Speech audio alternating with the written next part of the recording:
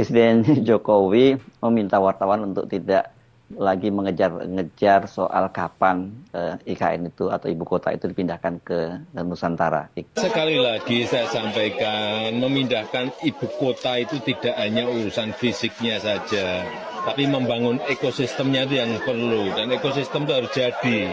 Pertama kali mempunyai prestasi sebagai negara di dunia yang tidak punya capital city atau ibu kota negara. Ternyata guys, perubahan UU yang dimaksud itu berlaku kalau Presiden resmi menerbitkan keputusan Presiden atau Kepres mengenai pemindahan ibu kota dari Jakarta ke Nusantara, Kalimantan Timur. IKN Nusantara yang dia impikan sebagai persembahan terakhir buat bangsa Indonesia, kini telah jadi bumerang yang memukul dirinya sendiri. Kalau kita ingin memindahkan ibu kota dari Jakarta, itu sama dengan ingin mencabut dasar fundamentalis bahwa Jakarta ternyata bukan lagi ibu tempat melahirkan proklamasi. Halo kawan-kawanku, selamat datang kembali di Yuda Media HD, tentunya masih barengan sama Jub-Jub di sini. Dan seperti biasanya kawan-kawanku, jadi kali ini aku mau ngajakin kalian nih untuk mencari info menarik apa ya hari ini ya.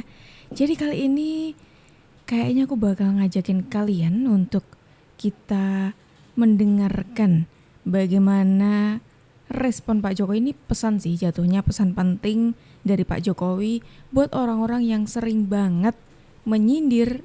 Nah, kira-kira menyindir apa tuh? Yuk langsung aja kita tonton videonya berikut ini. Sekali lagi saya sampaikan, memindahkan ibu kota itu tidak hanya urusan fisiknya saja, tapi membangun ekosistemnya itu yang perlu, dan ekosistem itu harus jadi.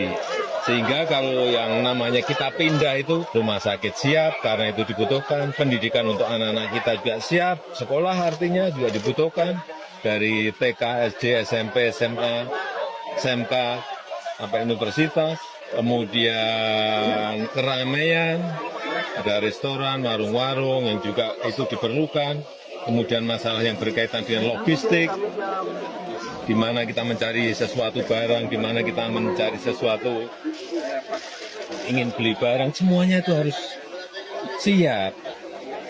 Kalau sekarang apartemennya siap, tapi kantornya belum, mau apa? Wah, jadi kali ini kita berbicara soal IKN. Akhir-akhir ini tuh banyak banget nih ya orang yang mempertanyakan, ini Pak Jokowi kapan sih tanda tangan soal perpindahan ya kan? Perpindahan ibu kota dari Jakarta ke IKN. Katanya kan kemarin mau ditandatangani, kok sekarang? Pak Jokowi mengatakan, kemarin tuh sempat mengatakan Pak Jokowi bisa ditandatangani Pak Jokowi atau bisa juga nanti yang menandatangani Pak Prabowo. Nah, dari statement Pak Jokowi yang inilah yang kemudian tuh membuat orang-orang jadi bertanya-tanya. Jatuhnya ini jadi bahan buat orang-orang itu untuk terus menggoreng isu-isu ini kayak gitu. Nah, lalu inilah dapat respon, dapat pesan nih dari Pak Jokowi. Kalau Pak Jokowi di sini mengatakan memindahkan ibu kota itu tidaklah gampang gitu loh. Jadi untuk bisa ditandatangani Perpres itu butuh pertimbangan kayak melihat ini sudah siap apa belum untuk ditandatangani kayak gitu loh. Seperti yang tadi sudah dicontohkan oleh Pak Jokowi, sekolahnya sudah siap apa belum, kantornya sudah siap apa belum. Jangan sampai nanti ketika ini sudah ditandatangani, itu ternyata masih belum siap. Nah, soal perpindahan ini kan juga bukan sekedar tanda tangan aja gitu loh. Kalau tanda tangan aja ya gampang-gampang aja kan. Presiden Jokowi meminta wartawan untuk tidak lagi mengejar-ngejar soal kapan IKN itu atau ibu kota itu dipindahkan ke Nusantara di Kalimantan Timur ya. Penegasan dari Presiden Jokowi itu disampaikan hari ini tanggal 6 Oktober 2024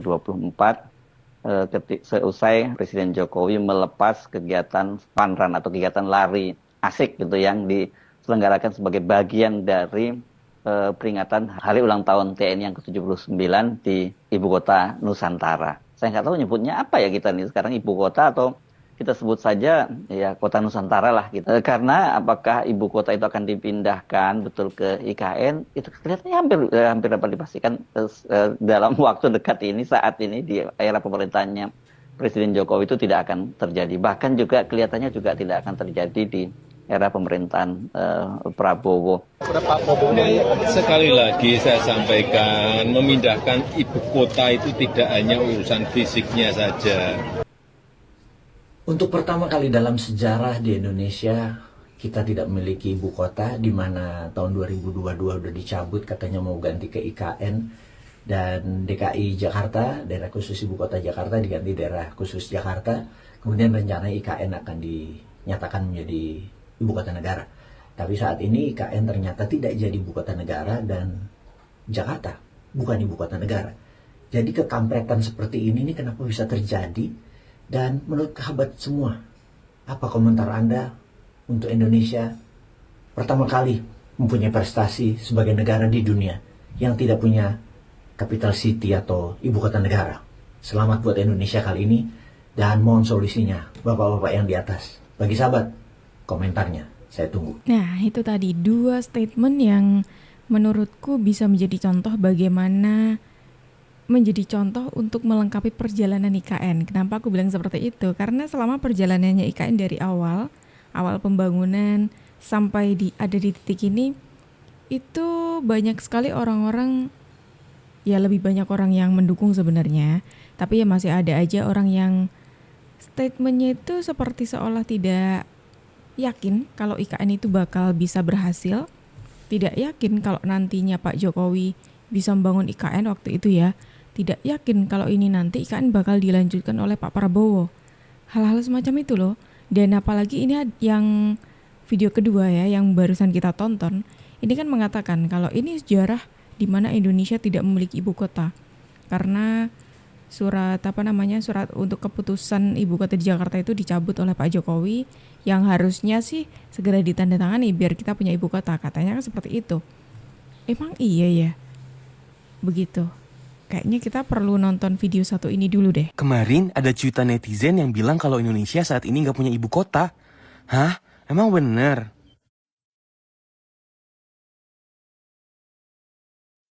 Berdasarkan UU IKN, mulai 15 Februari lalu, Jakarta kehilangan status ibu kotanya.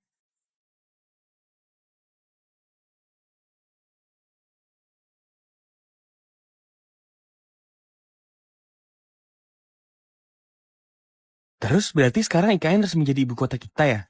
Eits, belum ternyata guys. IKN masih belum siap. Lalu sekarang ibu kota Indonesia di mana ya?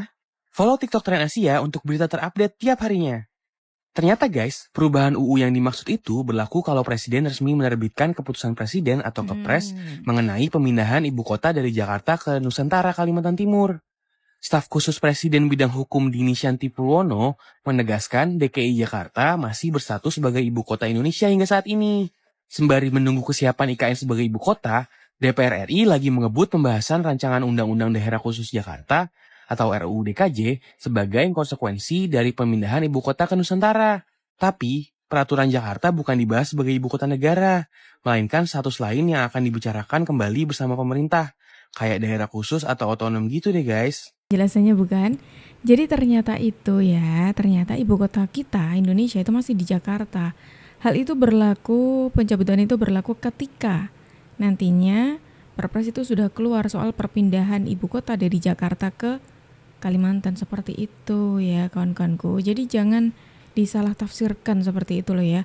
Agak bahaya nih soalnya ketika orang-orang membuat narasi-narasi kalau wah, sejarah baru Indonesia tidak punya ibu kota gitu. Tidak cuma satu orang soalnya ngomong kayak gitu.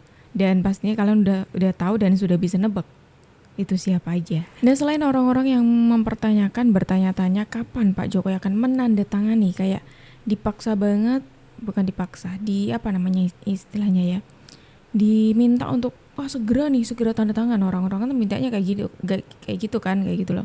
Tapi itu ada lagi nih hal-hal yang dilontarkan, yang disampaikan oleh orang-orang berkaitan dengan IKN negatif ini arahnya negatif. Dan kira-kira gimana nih kata beliau ini? IKN Nusantara yang dia impikan sebagai persembahan terakhir buat bangsa Indonesia, kini telah jadi bumerang yang memukul dirinya sendiri. IKN sudah bisa dipastikan mangkrak, tidak ada investor luar yang tertarik.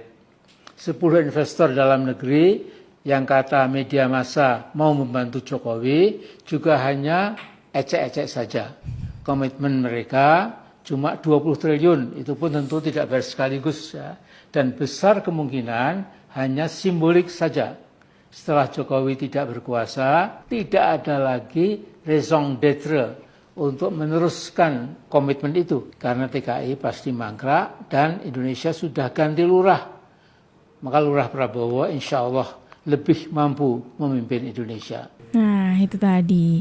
Dari Mbah Amin Rais ini memang dikatakan waktu di bulan Juni ya, itu sebelum adanya investor asing yang barusan ini masuk ya kan. Kan sudah ada investor asing, ada 3 dari Cina, dari mana lagi ya. Pokoknya ada 3 investor asing yang masuk ke IKN seperti itu. Agak penasaran sih kira-kira kalau sekarang itu gimana ya responnya Mbah Amin Rais yang mengatakan IKN mangkrak padahal sudah semegah itu. Ia mengatakan tidak ada investor asing padahal sudah ada sekarang. Terus habis itu yang mengatakan IKN itu hanya ambisinya Pak Jokowi, padahal banyak masyarakat Indonesia yang turut bangga dengan adanya pembangunan IKN dan juga perpindahan ibu kota ini. Kira-kira gimana? Kalau dipikir-pikir ya, kalau misalkan nih benar apa yang dikatakan oleh Mbak Amin Rais, kalau investor asing yang kita bahas soal investor asing ya. Kalau misalkan benar investor asing itu tidak akan melanjutkan nanti di eranya Pak Prabowo, masa iya tiba-tiba masuk ya kan, masih baru masuk, habis itu tidak mau lanjut gitu di eranya Pak Prabowo nanti? Kalau kita ingin memindahkan ibu kota dari Jakarta, itu sama dengan ingin mencabut dasar fundamentalis bahwa Jakarta ternyata bukan lagi ibu tempat melahirkan proklamasi, bukan ibu yang menjahit merah putih, bukan ibu tempat memfasilitasi para pendiri bangsa menghadirkan Pancasila, menghadirkan konstitusi yang kita nikmati sekarang. Sahabat konstitusi, dimanapun berada, inilah hal yang perlu kita pahami tentang pemindahan ibu kota. Pembukaan Undang-Undang Dasar 45 secara teknokratik, hukum tata negara, bisa saja dilakukan perubahan. Tapi nilai-nilai fundamental pembukaan itu kita semua tidak berani, bahkan tidak mampu untuk mengubah berdasarkan hati kita. Meski seluruh kekuatan partai politik di MPR sepakat untuk melakukan perubahan, tapi kita semua tidak mampu dan tidak punya daya secara filosofis fundamental untuk melakukan itu. Dan nilai tentang pembukaan filosofis fundamental itu sesungguhnya sama dengan ketika kita melekatkan Jakarta sebagai ibu kota negara. Bahwa kemudian sebagai pusat pemerintahan, sebagai ibu kota negara, ketika kemudian aktivitas perekonomian ingin semua mendekat kepada kekuasaan, sehingga Jakarta sebagai kota dikelilingi, terkepung oleh aktivitas perekonomian, bahkan kapitalisme, tidak berarti negara atau kekuasaan harus menyingkir, bahkan mengungsi ke daerah lain, kemudian mencabut status Jakarta sebagai ibu yang menjahit merah putih, menjahit proklamasi. Sederet perjalanannya IKN ya, sederet orang-orang yang, ini masih belum semuanya yang ngomong-ngomong, sederet orang-orang yang memberikan narasi-narasi negatif soal IKN. Tadi udah ada soal IKN yang katanya ini cuma sebatas ambisi aja, ini hanya sebatas ambisinya Pak Jokowi aja. Habis itu di awal tadi juga ada juga tadi yang pengen banget Pak Jokowi segera menandatangani perpres perpindahan ibu kota. Terus ada lagi tadi ya, katanya IKN itu bakal mangkrak, IKN itu ambisinya Pak Jokowi. Terus sekarang ada lagi tuh, katanya perpindahan ibu kota ini menghapus sejarah perjuangan zaman kemerdekaan RI dulu. Waduh, aduh gimana ya? Sebenarnya nggak gitu sih ya konsepnya itu. Bukan kok untuk menghapus itu, bukan gitu loh. Karena sebenarnya ada alasan, dan pastinya aku yakin sih bapaknya ini tuh sudah sering mendengarkan gitu alasannya ibu kota pada akhirnya pindah itu apa. Atau gini aja, nih aku kasih tunjuk aja gimana. Ibu kota pada dasarnya adalah otak sebuah negara, dan memilih lokasi di mana kita ingin menempatkannya tentu saja merupakan sebuah pilihan yang sangat strategis. Lokasi terbaik untuk ibu kota adalah suatu tempat yang dapat dengan mudah dipertahankan, dan dari situ kita dapat melakukan kontrol dan integrasi proyek atas seluruhnya. Ibu kota menjadi tempat tinggalnya para pejabat tinggi negara, presiden, dan semua lembaga negara. Bahkan menjadi tempat bermukimnya pejabat-pejabat tinggi negara asing, duta besar, dan konselor lain. Oleh karenanya harus di-treat secara khusus dan penting. Oleh karena itu ibu kota negara harus dilihat sebagai perwakilan seluruh negara dan mudah diakses oleh sebagian besar masyarakat. Dan karena semua alasan tersebut, ibu kota paling sering dibangun di pusat suatu negara, tetapi terkadang pilihan lokasi baru pada akhirnya gagal. Misalnya pada tahun 2005, Myanmar memindahkan ibu kota mereka dari Yangon ke Naypyidaw. Lebih dari 325 km ke utara, luasnya mencapai sekitar 7.054 km persegi, dan dihuni sekitar 924.000 jiwa. Pemindahan dilakukan saat junta militer dikuasai Jenderal Tan Siew. Proyek urbanisasi militer setempat. Yangon lebih rentan terhadap bencana iklim karena terletak tepat di pantai, seperti yang terjadi pada tahun 2008 ketika badai siklon tropis Nargis menghantam Yangon dan menghancurkan 3/4 infrastruktur kota. Namun sayangnya setelah jadi, kota itu kerap dijuluki kota hantu. Padahal pemindahan menelan biaya hingga 4 miliar US dollar. Dana dipakai untuk membangun jalan raya megah, lapangan golf, hotel, pusat perbelanjaan, resto dan kafe, serta berbagai fasilitas lainnya, namun pejabat mengaku tak memilih tinggal di Naypyidaw. Alasannya karena kurangnya fasilitas komersial dan pendidikan. Akhirnya Indonesia memutuskan untuk pindah ibu kota gitu ya.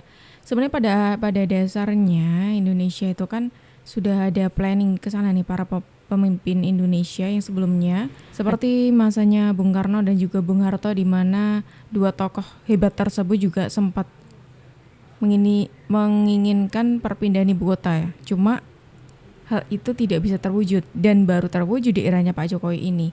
Selain itu juga banyak faktor yang mempengaruhi pada akhirnya ibu kota dipindah ya kan. Salah satunya untuk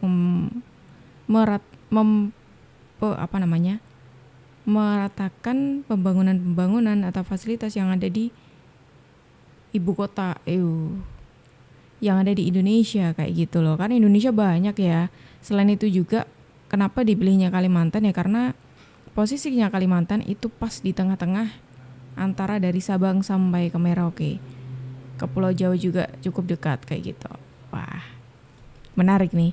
Kira-kira gimana nih respon kalian mengenai video kita kali ini? Yuk, coba dong tulis di kolom komentar.